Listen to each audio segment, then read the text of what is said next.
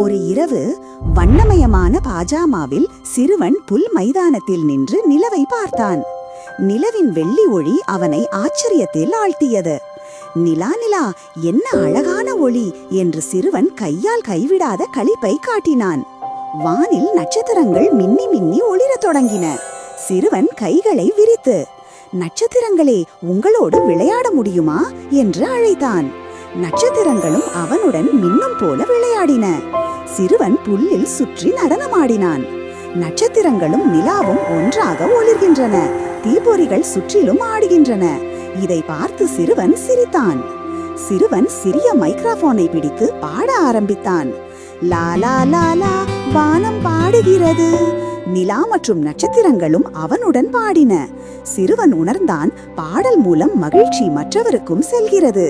வானம் மெதுவாக பச்சை மற்றும் பொன் நிறங்களில் மாறியது. சூரியன் எழுந்து உலகம் வெப்பமான ஒளியில் நிரம்பியது. சிறுவன் கைகளை உயர்த்தி சூரியனை கண்டான். மேகங்கள் விலங்குகளாக மாறி ஆட ஆரம்பித்தன. சிறுவன் சிரித்துக்கொண்டு மேகங்களுடன் நடனமாடினான். அவர் கற்றுக்கொண்டது, சிறிய சந்தோஷங்களும் வாழ்க்கையில் பெரிய மகிழ்ச்சியாக மாறும். காற்று வீசியது. உஷ் உஷ்.